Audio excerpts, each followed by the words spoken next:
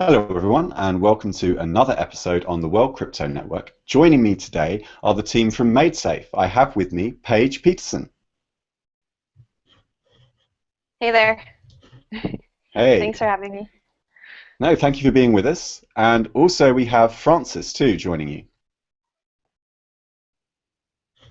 Hello. Your mic might be muted, so just adjust that. And also joining me from last week's episode is Theo Goodman. Hi, everybody. And of course, you are the man that is actually behind this episode, because one of the things that came up in our discussion last week with Paul Snow from Factum was that we were expecting to contrast the Factum project with the MaidSafe project, and we didn't get a chance to do that. So we thought we'd break out into a new episode, and we wanted to get Paige back along to explain how the team are getting on. Now, this is a project that, as I understand it, dates all the way back to 2005. And if I understand the technology correctly, this is an attempt to open source what has been around for a very long time in the form of Google file system, the GFS. If you Google that, what you'll find is that Larry and Sergey actually pioneered a file system, a global file system for distributing large amounts of data over space and time so that they could deliver search results to people very, very efficiently. And as I was going through some of the specifications for the MaidSafe project, I kind of noticed that basically what David Irvin had done, the founder at MaidSafe, is he had basically open sourced and then completely decentralized that model. Is that something like a correct understanding, Paige?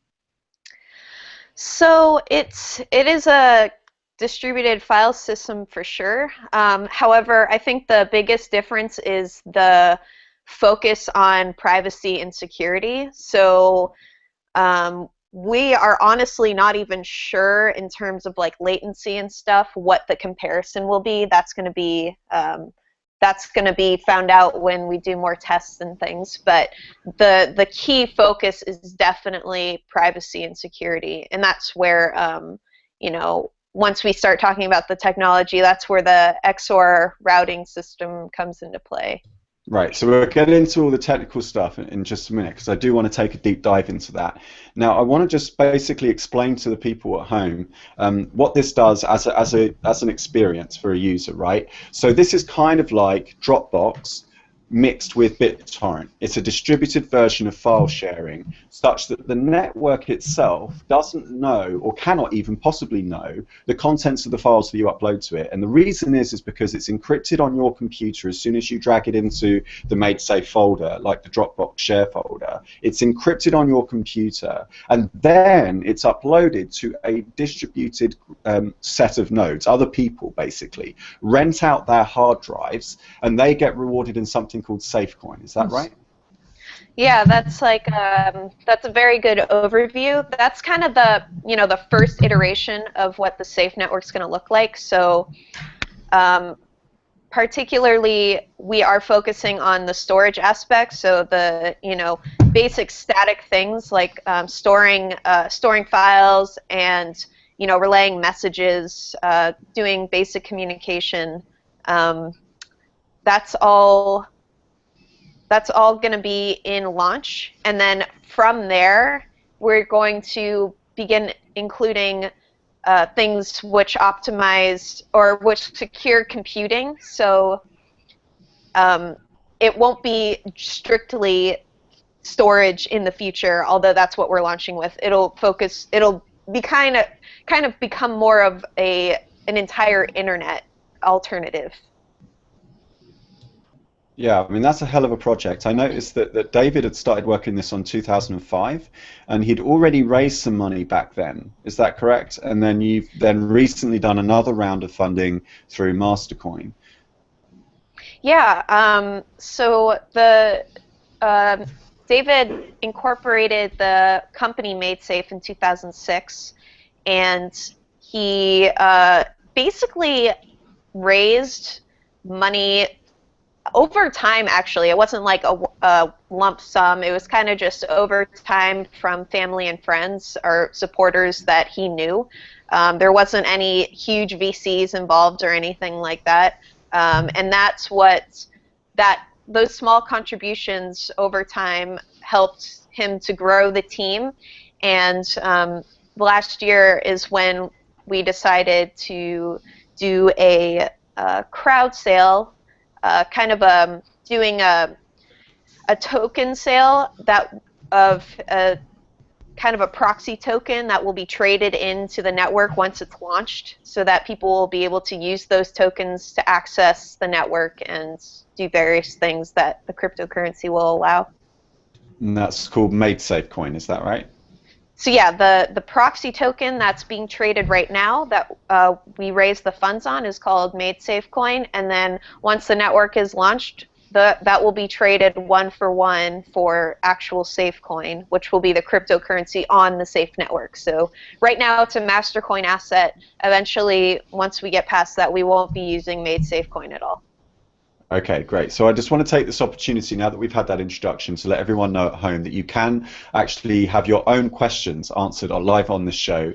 Down the bottom here, one of these two sides, there is a box that says get the Q&A ready. If you click on that, it won't interrupt your viewing experience. You'll just be taken to a new window with an extra box down the side where you can have your questions. Now, the next logical question, and this did come up from a troll on Twitter, who, if he was being constructive and polite, I'm sure he would have said something like, when is this going to be ready? Because it's been a very long time in the making.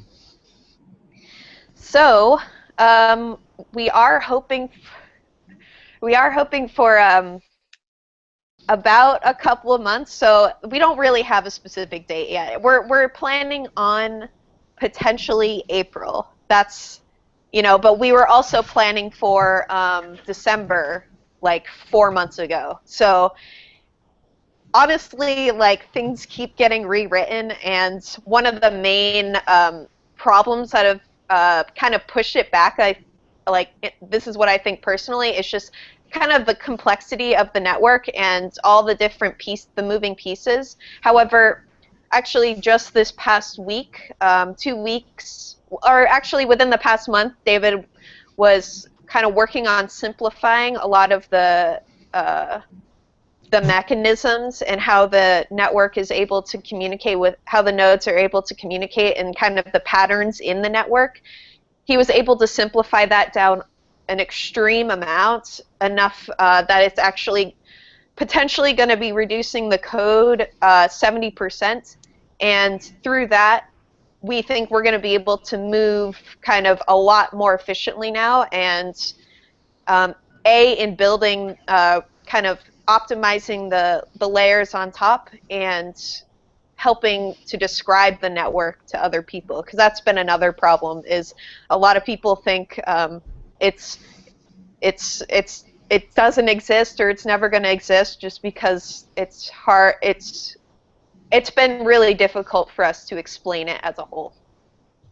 Yeah, actually, I have to say that my experience of it so far, like, I like it because I like you and David, and whenever I've seen you and David talk, like on YouTube or whatever, like, I believe in it. I don't think that it's vaporware or anything like that, but I guess there's so much vaporware in this space, and so people are so used to being defrauded that once you take money up front, you put a huge pressure on yourself. I know the guys from Ethereum are feeling it right now.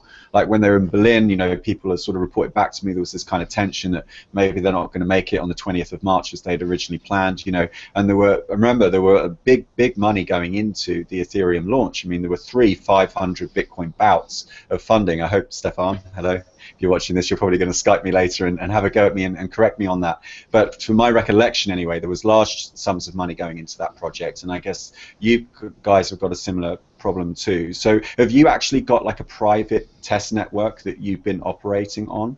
Have you been using anything?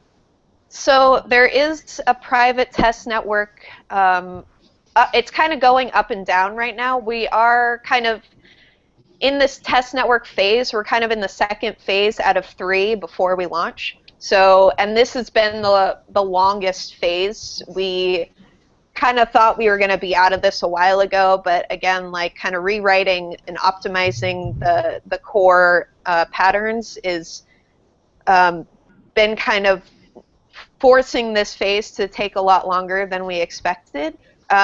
However, so there is this test net that goes up and down, but that's like kind of the problem, is a lot of the times if you go to check on it, it might not be up. So in terms of the third test net phase, we are looking to create 2 separate test networks, one that's for core development and one that will be for application developers to start building on top of and testing. So that one will be stable, essentially. And then the core one that needs to kind of keep going up and down, that will be continue what it's doing. But if you do want to check out the, we do have a visualizer for the test network, and that's at visualizer.maidsafe.net. And cool. I'll bring that up. And I can't guarantee that there's something running right now, but we do have a timeline thing, so it kind of records the last session, and so if it's not running, you can kind of play through the last session and see how the network was running, and yeah. Great. Well, look, I want to open up to my other two panelists as well. Theo, have you got any thoughts on this? Oh, well, I really like the whole concept of it and everything that you guys have said so far. I just have a question. I think we were talking about it before the show about Safecoin and the coin and all that stuff, because I think a lot of people have questions.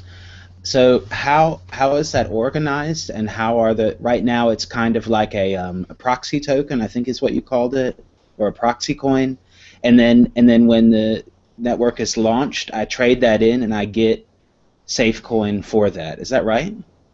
Yes. Correct. Yeah. Okay. Okay, and I just wanted to know, when the network is running, how, I understand if I'm a so-called farmer and I offer my storage, then I earn these coins in return. And how, I mean, they're not generated on a blockchain like a normal cryptocurrency because there's no blockchains. And so how are they distributed, and how does that work out that they're also private, and it's without a blockchain and everything, and that it's not double spent, or how is that going to work with all that? Yeah, so now you're getting kind of into the consensus process, which kind of is how the network works as a whole. So we do not use a blockchain at all, and instead it's based on this kind of concept of an XOR space, which is it's a naming system, but it also enables for nodes to hold information about other nodes which are close to them in this XOR space without needing to know the information of the entire network. So on a blockchain, you have every single node knows everything about all the nodes are doing the same computation. They know everything. And that's what makes it a public ledger. In contrast with MaidSafe, it takes this kind of more distributed approach. I guess we could say blockchains are, I don't know, the distributed and decentralized terms, I guess, are really convoluted and yeah, mean sure, things of course, yeah. They mean things to different people, but essentially it's based on knowledge around closed, localized groups rather than the entire network knowing. Okay, great. That's So a basically, very high-level explanation. you have something else to add? I'm sorry, I forgot your name. I should know it. Francis? Yes. Francis. Yeah, I understand how it works, but I still have trouble explaining. Well, do your best. I think I've got it, but you have a go at doing it, and then I'll have a go, and then we'll ask the audience what they think. You're muted again, Francis. Maybe you hardware muted your mic by accident? Or I can just use the normal microphone like that? Sure. Okay. Yeah, I was saying that there's a recent post on the forum by David Irvine that kind of explains how the Safecoin get distributed. And so he's saying that the network agrees on a farming rate, and so based on that rate, you can calculate like what is it? You need to calculate a number based on the node that are close to you. It's like you're trying to do a farming attempt, and if you get a number that divides by 0, you can get the Safecoin. And the Safecoin are all there, but if you get a Safecoin that's already by someone else, then you don't get it. So as more Safecoin get distributed, you have less chance. But I mean, it's easier to explain by text for me. It's Okay, quite fair enough. I'll just include in general how the Safecoin is distributed. It's based on other people successfully getting chunks of data from your computer. So if you're storing chunks of other people's data and someone is able to successfully get that from you, then you are kind of entered in this lottery of potentially earning Safecoin. But this is happening at extreme quick, like network speed, so very fast. So this lottery is very while it is essentially random, it's also if you're providing storage space, your ability to earn Safecoin is definitely there. And I guess that we don't know. I'm also interested in how much it's going to cost. Of course, since the network doesn't exist, we don't know how much it's going to cost. But on the other hand, we've got the coin being traded right now for a price. So there's some kind of expectation about the value of the network and how much things are going to cost on the network. And how is the price for the storage determined? Is it a kind of decentral or distributed or whatever you want to call it, floating market, and how does that mechanism work? Could you explain that? Yeah. So in terms of how the network is, so we actually don't know the specifics in terms of how much the network is going to reward, or sorry, how much it will cost to put data onto the network. So Safecoin kind of works in a way that it's kind of, if you think of a BitTorrent ratio, when you're seeding, you earn a higher ratio. And similarly with MaidSafe, if you are providing storage space, if you're providing your resources to the network, you're earning kind of a higher ratio, but this ratio is determined in Safecoin. So the more resources you provide, the more Safecoin you earn, the more opportunity you have to use the network and put new data onto the network. So it'll essentially kind of balance out. The idea is that if you're a normal user, it will balance out your use and your resource providing to the network. And if you're able to provide more resources than you need to store data, then you'll have kind of a income of Safecoin. But Safecoin itself is first and foremost kind of this balancing act of stabilizing actors within the network. So if you have like a lot of data, if you're like a huge corporation and you want to upload all your data to the network, it's going to cost you. Like, you're going to need to either provide resources or buy Safecoin in order to get access to putting data onto the network. But again, we don't have the specific how that's going to cost, how much it's going to cost in Safecoin. It's going to fluctuate because you don't want the market price of Safecoin to kind of be pegged to the data, how much, the speculation pegged to how much it costs to upload to the network. So that is going to be variable, and I don't have the specific algorithm in terms of how that's going to be determined, though.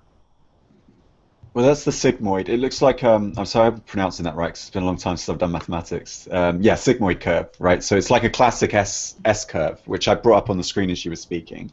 So it's actually a karma. It's very similar to karma systems in the way that they're used. And you already mentioned BitTorrent, right? So when you use BitTorrent and you download a file from someone, what the software will do on your desktop is it will work out your bandwidth usage to your contribution. So if you're downloading twice as much as you are uploading to the network, you will have a karma of 0.5. If you're uploading the same as you're downloading, you'll have a karma of 1. And any surplus that you're uploading, will give you a higher karma score. And then that average is a rolling average, over time. So it will flex and bend. And that is designed to help people make decisions. Like if I'm hosting a whole bunch of, open source books from Gutenberg Press, which I naturally do. I don't host any kind of copyrighted material from Hollywood, I promise. And if you're hosting that content, I might have a preference, right, that I don't want to send any of this open source content to any node that has a karma of less than 0.5, right?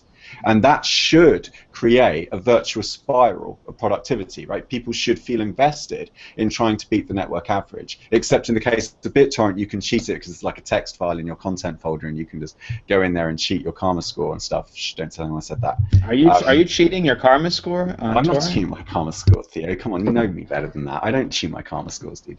I leave it running in the background at my office and it's cool, and they don't care because it's like Google.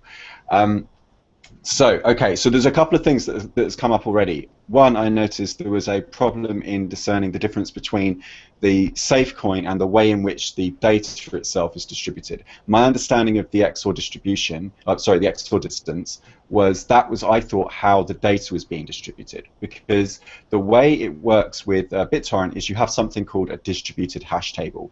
And that is very similar to a blockchain. In fact, the reason why Bitcoin is called Bitcoin is, I think, my understanding of it was that Satoshi was drawing influence from BitTorrent, right? So the DHT, a distributed hash table, is a list of cryptographic hashes, right? So you basically get a file, you perform a hash function on it, and that gives you your SHA-256 hash, a whole bunch of random strings and numbers and letters that refer uniquely to the state of that file. You put those in a big table, and then what you do when you join the peer-to-peer network is you say to your nearest neighbors on the network, you say, well, what does your copy say? I've got this line, this line, this line, and this line, but it looks like you've got some lines that I'm missing, and then you basically do an exchange, or what's known as the XOR, exclusive OR difference. And you say, whatever's different about your distributed hash table to mine, please just give me the difference, and I'll send you the difference that you're missing.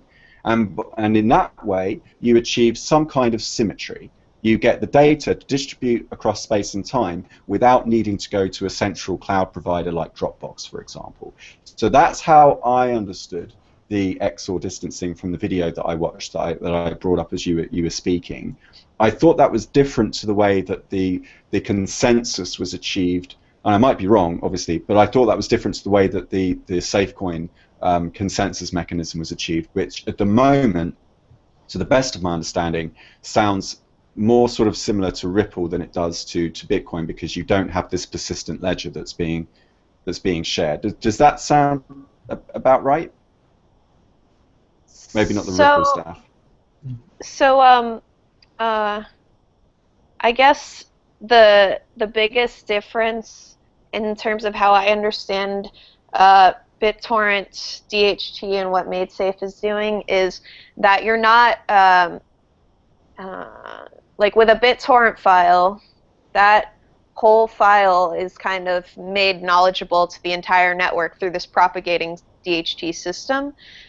However, how MaidSafe uses DHT and XOR is actually just kind of being able to store these chunks of data by like using the XOR space as a way to communicate with other nodes, but you're not necessarily sharing all of the data. You're only sharing data with nodes that you need to communicate with, that need to know. So in addition to this DHT process, what's really important to know is that each node has a specific role that it's carrying in relation to the network, or in relation to a specific piece of data or another vault. So if you're a node in the network, there's 100% chance that you're acting as a manager of a chunk of data. You're acting as a manager of a data.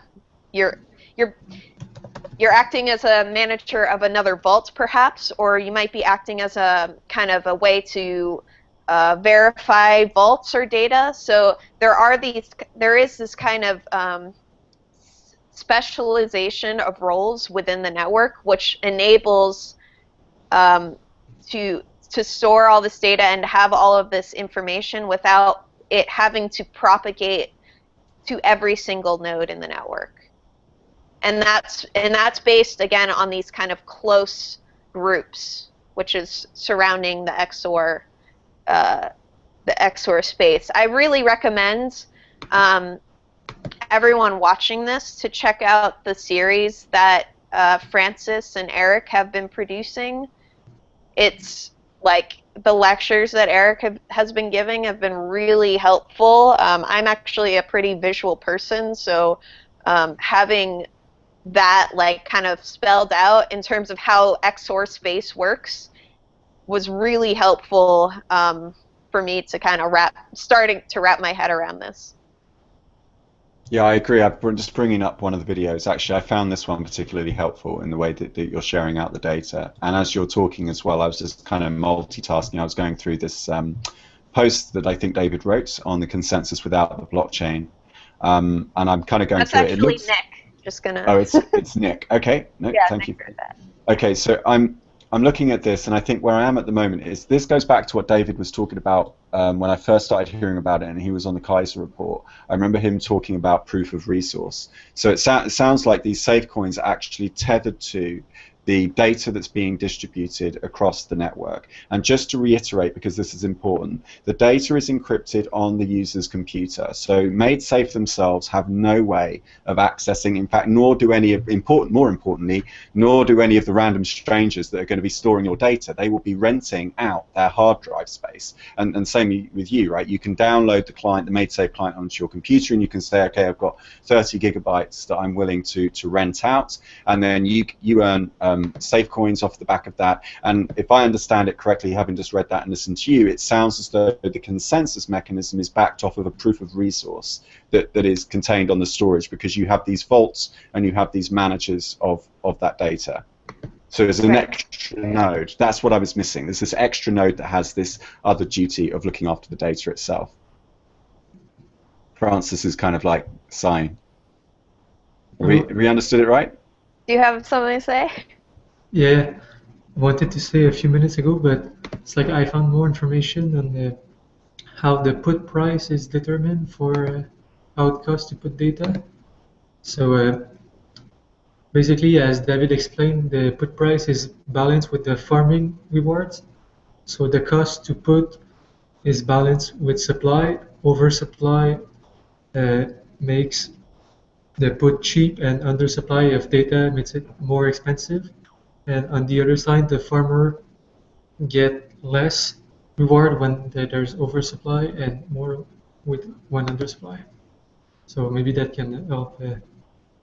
I'm actually looking forward to seeing how this works. There's another project called Storage as well, or Storage. I don't know how you meant to pronounce it, but it's going to have a similar thing. And they said the same to me when I asked them, "Is it running yet? Can I use it?" And they were like, "No, you know, it's kind of like a testnet thing, but it doesn't really work yet." And I think a lot of this stuff is highly theoretical, and I think I don't envy you guys, you know, in terms of like the connection between engineering and communications. It's very, very hard to do, because the engineers are often very kind of quixotic, and they, you know, David kind of runs off and he's like the crazy scientist and he's like inventing stuff, and he'll just kind of, you know, come out with all this technobabble. And even though I have experience in software development, even I find it quite difficult to go through and to pick apart. But I do think, you know, that's kind of one of the reasons why this channel exists. It's there to try and clean up this mess. So anything that we haven't explained clearly on this show, you can actually flag it up in the comments below. You can hit me up on Twitter @Mr. Chris Ellis, and we can clarify some of that. So Now, I just want to bring up a point that was already raised, and this is to do with the licensing. Now, more than one person has sort of said to me that there's some confusion over the way the licensing works, that ostensibly it's open source and it's GPL, but there's also something to do with the copyright licensing. So there's going to be a 1% or some kind of commission for people that build on top of the MaidSafe network. So tell us a little bit about that. That was an older model of how we were essentially attempting to make money off, like continue sustaining ourselves as a company. However, we completely dropped the 1% commercial fee. It's 100% GPL as it stands. We are still having internal debates. So in terms of potentially considering more permissive licenses like MIT, but I'm personally kind of really interested in seeing what we can do with the GPL, completely GPL network, meaning all the applications built on top are going to be GPL. All of the, any fork that needs to happen is going to be GPL. So I'm pretty excited in terms of at least experimenting with that, because in the end, if we're not getting an adoption rate at which might be more successful, how Bitcoin is MIT, therefore all these companies could do whatever the hell they wanted with it. So it blew up kind of fast, and anyone that wants to use it, anyone that wants to make proprietary software is able to do that. However, I'm specifically interested in seeing what we can do by essentially forbidding that process and requiring that all of the source stays open, all applications stay open. Because in the end, doesn't that lead to the question of how you're going to monetize then? So what happens to the revenue you would have made from the 1%?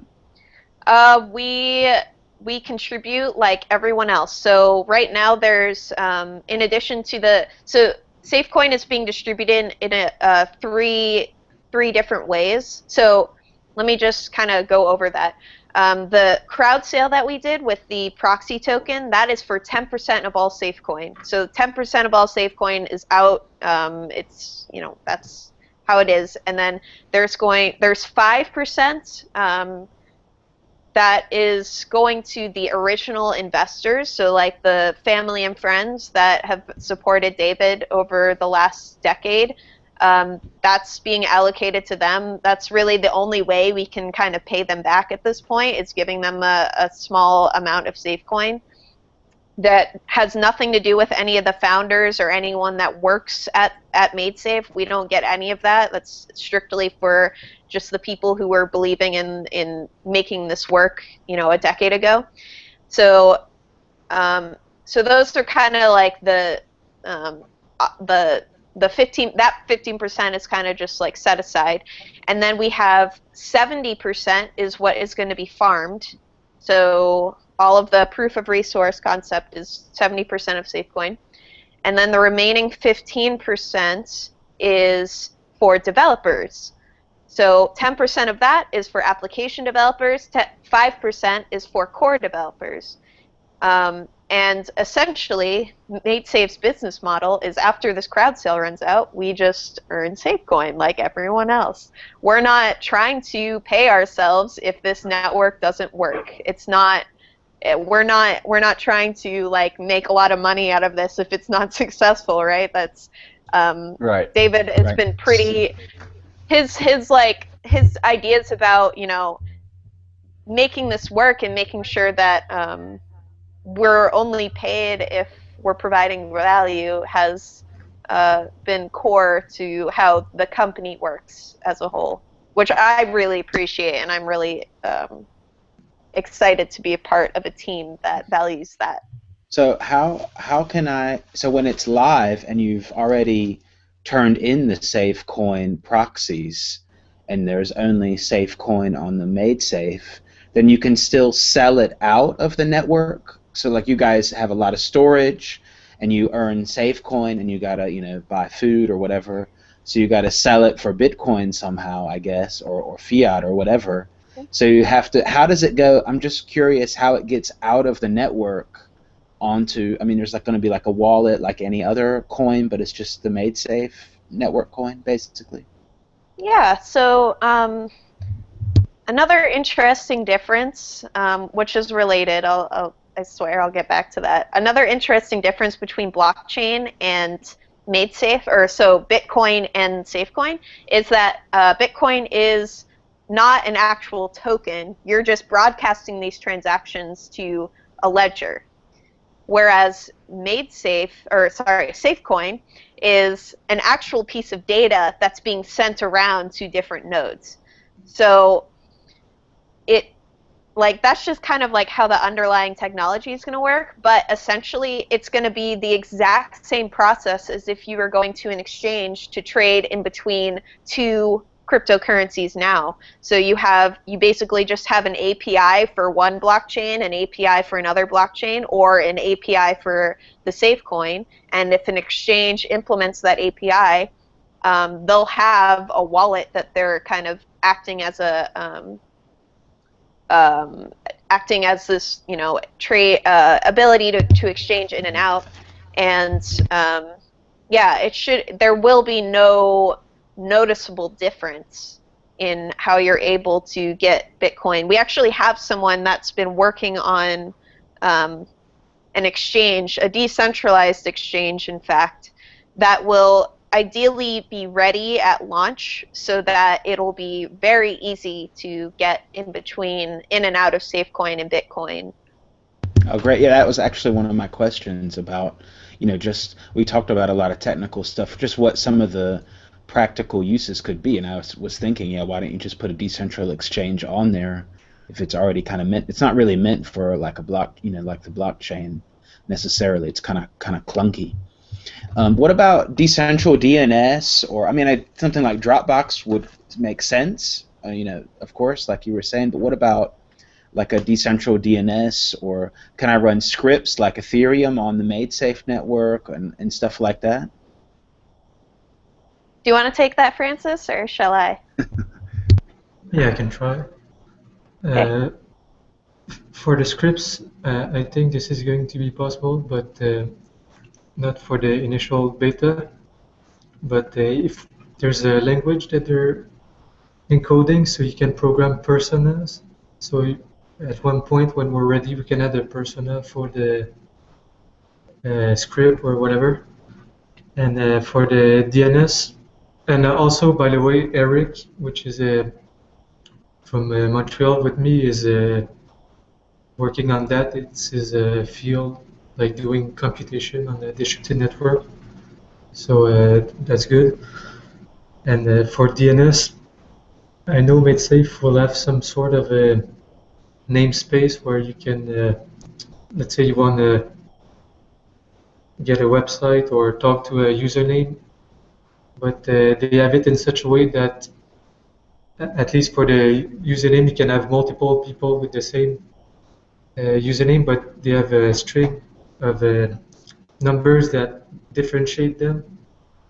So I think it's going to be slightly different than DNS, but it's going to do the same purpose.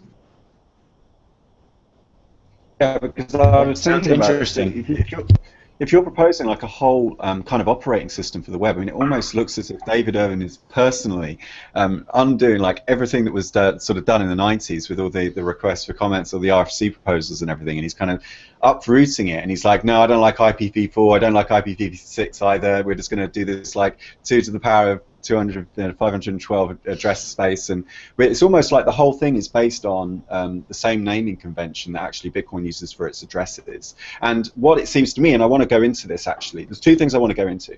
One of them is the identity stuff that we're going to talk about next week, Paige, and I'm trying to get a few other people around the projects that have been going on recently with identity because we touched on it last week. But before I do, I just want to push you a little bit on this patent that you filed, because if if you're just going to be earning Safecoin like everyone else, first of all, that's going to bring up a huge incentive engineering question mark, like we're having at Bitcoin at the moment, where proof of work as an algorithm is currently being tested now with the price drop of Bitcoin. You're going to have a huge problem if markets do what they usually do and end up finding efficiency curves very quickly. And what happens is that when I go to sort of rent out my hard drive space, I find that the market has kind of bottomed out, and it's not really worth me leaving my computer left on and paying for all the electricity, which may end up meaning that all of the storage either gets centralized, or you're going to end up with a lot of latency issues, because I'm going to connect to the network and there isn't enough nodes on the network to give me all the little chunks of my file, even though I understand that it is backed up and parroted in different locations. So you've kind of got that side of it from like a technical point of view. And I wonder if you guys had considered doing like a pilot study, or like I don't suppose you can with these things, but as much as possible to get like a small group of early adopters to test this thing out before you kind of go live, because otherwise, I mean, are you guys like confident or probably anxious, I imagine, about how this thing is going to work out after all this time and all this talking? Yeah, so this is the purpose of the testnet tree, so we can fully test that before going live. And I'd really like. Can we get you on the show and actually do like a test net on here before you guys go live? That would be great if you can do it. Oh, you got to now. I said it. No, yeah, that would be fun. I think once the third test net is running and we have maybe some example applications, that would be really fun to kind of show that off. I think, yeah. I want to upload Zimmerman's book on PGP, the one that he got through the First Amendment rights in the early 90s. That should be the first file. I actually met him like a year ago at a conference in San Francisco, and I just randomly got this ticket to this, it was like an MIT tech review conference or something, and he was speaking, and like after he spoke, there was like a group of us that like ran out after him and like surrounded him and started talking to him. But I actually was able to, get him to say that servers were the main problem with the internet. And I guess I need to follow up with him and be like, by the way, MaidSafe. I mean, I hinted at it, but he's a busy guy and he was about to launch. So, I got him to say that servers are the key problem and we need to be resolving that, and that's kind of what MaidSafe is doing. So, yay! Yeah, so I just quickly want to touch, I don't want to go into it in any detail because we covered it already quite extensively on air when it happened, but the patent that David filed, that, as I understand it, was a defensive patent, right? That's not something that you guys intend to go out and aggressively pursue, but it is something that you guys got to stop yourself from being sued. Correct. So as far as I know, I don't know UK law too well. Maybe you know better in terms of there is some sort of extra security when a nonprofit holds a patent as opposed to a for-profit company. So the MaidSafe Foundation, which is a nonprofit, is actually the holders of the patents that we have, and which kind of, as far as I know, like makes it extremely difficult to make profit off of it, right? So we are technically looking for kind of a reliant defensive patent. There's a couple of them, but they're like groups of people that or an organization where everyone kind of throws their patents in, and you kind of agree to not use them in any offensive manner. So we are keeping an eye out for kind of a more official way to give our patents away. Yeah. But we haven't come to anything that we are completely just comfortable with, because a lot of these groups, they don't have a lot of leverage, they don't have a lot of money in case like Google were to just like say, screw it, I'm going to use these anyway. Like they still don't have enough money to sue Google. So you need kind of you need a little bit more comfortability in terms of which groups to trust with patents and how much they're going to be able to leverage their defensive patent. Well, yeah, because at the end of the day, a patent's only worth as much as your bank balance, because it's really a function of your ability to defend that claim in court if it's ever tested, and you never know what a judge is going to rule. And a lot of this stuff, as I was going through it, seemed obvious in the art to me. Like a lot of if you've got prior art when you do a patent, it means that someone either already invented it or it was an obvious thing, like anyone could have come up with. There were a lot of the stuff that I saw in there, I could see it was a defensive patent, because a lot of the ways that you were distributing keys and creating hash tables of people's keys and then mixing them and sharing them, well, that's already done by Tor. And so really it seemed to me that a lot of this stuff was out in the public domain anyway, which is what reassured me that this wasn't something where we would have some kind of counterparty risk where we'd have to just trust you guys not to go out and sue people, just because I don't think anyone would have the nerve to take you to court over basic cryptographic practices that, to my knowledge, have been used in a lot of open source software now for at least 10 years. Totally. Cool. Was that a question? Sorry. No, not really. Right on. Right on. Okay, so does anybody else have some comments? Because I want to wrap up the show in the last sort of 10 minutes just talking about the identity thing. So we have one question actually here from Gigi. Where can I buy Safecoin? I don't think you can. I think it's just something that can be earned on the network, isn't it? Well, so you can buy the proxy token, the MaidSafe coin, if you want to buy something now, which we'll be able to trade in. There's a couple of exchanges.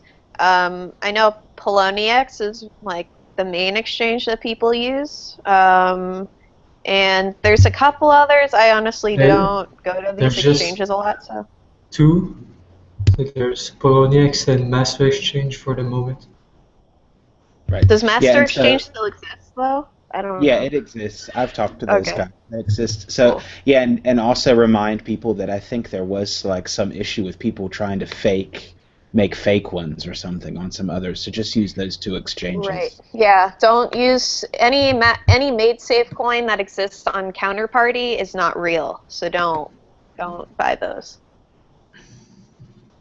I don't know, Francis. Do you have anything else to add? No. Really? I'm preparing an event on the economics of Safecoin, and it's going to be live streamed on March 2. So, okay, great. Well, that sounds really interesting. Yep. Yeah, so I wanted to ask if people are watching and they're interested, how can they get involved? You know, if they're a coder or they want to make an app or, I don't know, interested. Go ahead, Francis. We always say like the central place for MaidSafe is the MaidSafe.org, the forum. So just create an account there and start learning and asking questions. There's a category for beginners, so feel free to ask how you can get involved, and you'll get a reply specific to your skills. Okay, great. Yeah, and I also just wanted to... Okay, go on. Mm-hmm. I just want to add that there is the API for developers is being actively worked on. So if you're a developer and you're wanting to use MaidSafe as basically your backend for storage and securing everything, then just keep an eye out for that API. It's probably the best space is probably MaidSafe.org in terms of just keeping updates with everything. We post weekly transcripts of our calls. So we, as a team, they're actually bi-weekly now, but we post the transcripts of at least the one on Mondays to the forum, so that everyone can kind of see what people have been working on the past week and what they plan on to work in the future week.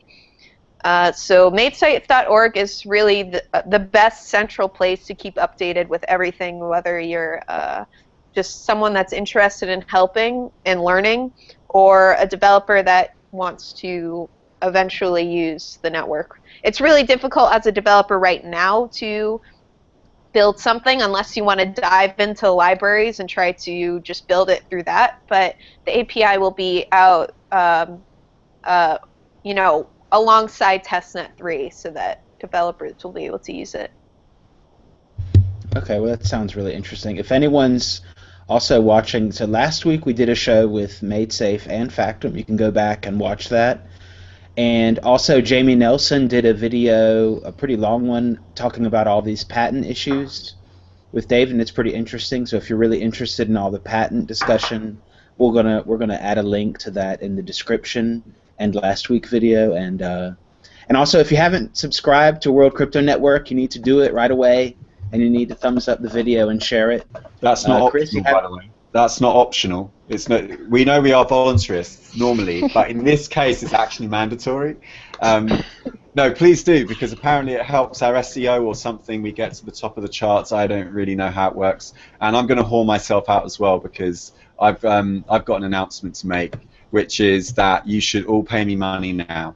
No, I'm joking. You can pay me money. You can pay me money if you want to, because I did this Patreon thing like a year ago, and then I was like not really into it because people were like, I don't want to give my credit card details. But now I've started getting back into it because like 3 people added me recently. So I was like, oh, okay, maybe it works. So down in the description below, you will see the link there. It's patreon.com/ChrisJ. And if you feel like it, you can pay me like $1 a video or something. And then if like 100 people do that, then these things, you know, I can actually like satisfy my bulletproof coffee addiction that I've developed recently, and paying for like lenses for the camera and getting more creative, and I can do funky videos from Canary Wharf and take the piss out of bankers and all kinds of crazy stuff. So with that being said, I just want to finish up the show with like a brief light-hearted conversation about, you know, global identity systems, passports that are like stateless and borderless, because one of the reasons I want to talk about this next week, hopefully, Paige, are you going to be around next week with Brian and hopefully Greg from OK Turtles? Are we? I potentially can be. Are we kind of focusing on the identity thing as well? Yeah. Or I'm just going to focus on identity. So I want Greg from OK Turtles to talk about his project. I'm going to talk a little bit about the blockchain ID thing, because what I'd really like to see happen in this space is everyone come together. And the reason I bring it up on this show is because when I was going through your patent and I was going through some of the technical stuff in those videos, what I noticed was it was basically a distributed identity system. When I go onto the MaidSafe network, I'm issued with a temporary ID, and I'm able to upload data. And if I lose that identity, I lose that data, right? It's entirely up to me. I have to be responsible for that data. And it actually seems to me that there's a lot of similarities between what David and his development team have created and what a lot of these other distributed identity systems are working. And I want to pick you up on something that you said last week when we were talking about Factum, this notion that you brought up a great point, that if the Native Americans had had their blockchain and then the Europeans had kind of rolled in with their copy of their own private blockchain, like that wouldn't have resolved anything. A more accurate ledger that's immutable doesn't actually get us around a lot of the deep-seated social and political power struggles that we have on this planet. And it's something that I really think needs discussing, because here we are, all us geeks, you know, we're creating all this wacky technology. On the one hand, you can't have a world that is completely anonymous. Like, I don't think you're suggesting that we all live in a world where we live like behind a screen and we're all cloaked, because then you wouldn't have any friendships. You would never be able to get into business relations because you wouldn't be able to check someone's, you know, reputation and their past. So really this boils down to me about the way in which it's about the ethics. And by ethics I mean deep thinking. The way in which we tether our actions to our identity and how much control we get over that. And as I was contemplating this today, I kind of realized that actually it's not that difficult to solve this. I think we all know a clear abuse of power when we see one. We all know, like, the number of advertisers that snoop on your data as you browse the web, right? I mean, I can give a demonstration right now. I've actually got installed on my browser here. So if I go to, like, you know, ft.com, right? I've got this little app up here called Ghostery, and you'll notice if it eventually loads up. There you go. So you see, like, you'll start to get all these things coming up as the page loads, if you click on a thing, and this will tell you all of the bots that are running in the background, all the little pieces of script. Normally more come up than this. I think it's because I'm not actually logged in to read an article. And what they do is they take your IP data, they put a cookie on your computer, which is actually similar to a distributed identity. It's actually one of those long hashes. It puts it on that computer, and whenever you go to the sort of, what was it called, Bright Cove, if they've got like a partnership over many different websites and you go to another one of their partners' websites, it will look up the cookie in your browser and say, oh, this is the same person that visited the FT 5 minutes ago. And what they'll do is they'll actually package up that data and sell it on. Now, I think any sane person looking at this, if you were using your laptop, right, and lots of people came up to you and started looking over your shoulder every single thing you do, you'd be like, what the fuck, right? But apparently it's okay as long as you're really sly about it. As long as you kind of do it in the background, no one notices, and it's okay, trust us, we won't do any harm. So there's clearly a debate here that needs to be had. Like, so, yeah, what do you think about that? Do you think there's some consolidation there with what David's working on with the MaidSafe thing, these kind of people just having lots and lots of throwaway identities, and then they end up being 100% responsible for those identities? Well, I guess in terms of kind of thinking about the bigger picture, I don't necessarily think that identity, like we need everyone to have a bunch of identities. I think it's just kind of the way we handle the identities themselves. So we don't necessarily need this greater system where everyone is knowledgeable about every other person. And I think that correlates well with how David structured the Safe network, so that IDs are only known to nodes in the network which are needed in terms of management of data and verifying checks. But I think, I don't know, I was actually thinking about this concept of identity in last night when I was doing a Google Hangout, and kind of on a more basis that's more focused on personality. So how do you recognize, bad actors or, creepy people or whatever, without everyone just turning into, a lynch mob and just attacking that person. Kind of allowing the market, so to say, act as a more dynamic structure where there isn't necessarily one answer for resolving finding resolution to problems that a bad actor is introducing. And yeah, I don't know. I guess in the end, for me, I don't think there is any one answer. However, I think the answer is not putting everything on a public ledger. I think that's, that's the part that scares me, I guess. Yeah. Yeah, I agree. I don't know. That was kind of a wide answer. I do agree with you. Look, the thing you've got to remember about these databases, whether they're Oracle, SQL databases, or whether they're blockchains, all the blockchain is a database technology. It's a new way of recording bits and bytes of data. And what you have to remember is that the bits and bytes that make the raw data are the same bits and bytes that make the shell of the data, the same bits and bytes that carry all of the traffic. Your name is made of the same ones and zeros as your shopping habits are made of. And right now we're in a world where your spending habits are actually more valuable than the money itself, right? These credit card companies make more money out of the information about your spending than they do from the money itself, because that's how efficient the market's got. That was how competitive the market's got. And we're kind of in this fucked up world where the rich are getting richer and the pyramid is sort of drifting off. And because once you've got money, of course, it's easier to make money because you can build defensive positions and you can kind of keep increasing your wealth. It's very self-perpetuating. But as a result, if you are super wealthy and you do have access to all these these financial industries, what do? You don't want people at the bottom to have no money, because apparently their information is so valuable. So everyone else still needs some money to be able to spend, just so that you can learn about them. And I feel like when we're going out and we're creating these identities, one of the things I liked about it was that you had this pseudo-anonymity, that what masqueraded as you on the global network was not something that was tethered to your identity or to your face, unless you voluntarily willed it into being. And we had very successfully in the Bitcoin community for a few years still running the web of trust, the what. And people were using that, and you could create more than one identity, although you probably wouldn't want to. You wouldn't want to dilute your identity too much.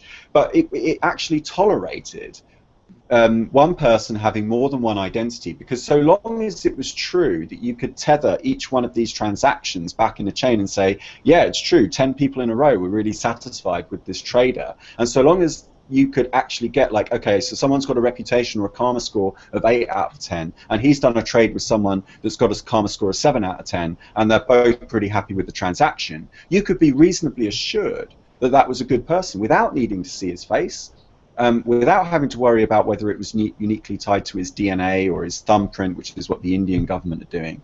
So I do think we can work with this, but it's going to rely on an awful lot of education from the people. And I'd like to see more app developers, more front-end developers, UI people getting involved in this. Some kind of app, which I'm kind of working on with a developer at the moment, making an app that you can do like a key signing party with your mobile with. But anyway, look, that's all stuff for next week. But I would really like to talk about it. If you're up for it. Yeah.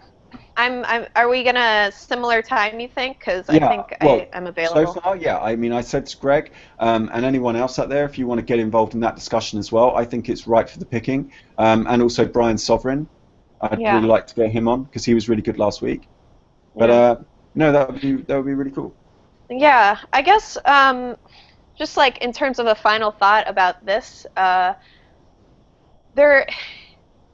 and keeping in mind that this is a market, and like there isn't one answer to all these problems, but there is value in preventing centralization, period.